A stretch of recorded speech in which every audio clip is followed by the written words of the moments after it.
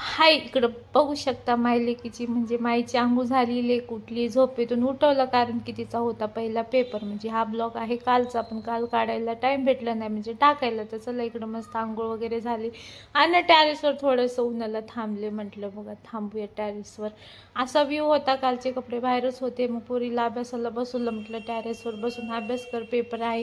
ती काय करायचं नाव घेतली, कसं बसं केला थोडाफार. मग तिला रेडी केलं बघा, इकडं केस वगैरे बांधून तिला रेडी केलं स्कूलसाठी. 1 ग्लास दूध दिला आणि दूधच संपलं. म्हटलं आहुनं चहा करायचा होता, म्हटलं जा पावशर दूध घेऊन ये. आणि तिला कमिशन पण द्यायला लागतं चॉकलेटचं.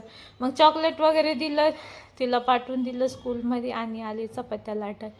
तर आता नवरात्र वगैरे संपली आणि बायका आल्या गाऊनवर. आणि 9 दिवसाच्या साड्या आता ठेवायच्या कपाटात घड्या घालून. आता गाऊनवरच फिरायचं बरं का. तर चला अशा मस्त मस्त चपात्या वगैरे करून घेत होते आणि गाऊनवर होते. कसं वाटलं आपला गाऊन? तर गाऊन जिंदाबाद. गाऊनमध्ये एवढं कम्फर्टेबल आहे ना, काय सांगायचं, ते कशातच नाही आहे. मग इकडं मस्त आज बघा एक नंबरच भाज्या वगैरे होत्या. इकडं म्हणजे होत्या घेवड्याची भाजी, याला काय म्हणतात बाबा, आमच्या इकडं वरण्याची शेंगा बोलतात. इकडं मस्त असं बटाटा होता, जे नाही पोरं बटाटा खातात आणि आम्ही खाणार होतो. इकडे चटणी वगैरे बनवली, घेवड्याची भाजी बनवली. पावटा का घेवडा म्हणतात काय माहिती बाबा, इकडे तर आमच्या इकडं वरणा बनवतात. मग असा मस्त स्वयंपाक झाला आणि आलो होतं पार्सल. मग पार्सल वगैरे ओपन करून बघितलं.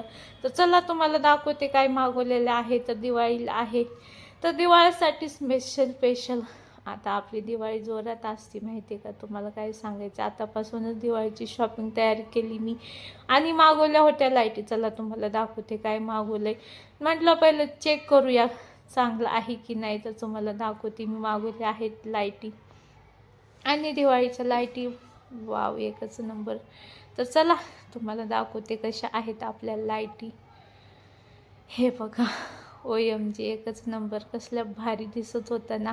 तर चला आता आमची झाली दिवाळीची तयारी सुरू. चलो आज के लिए इतना.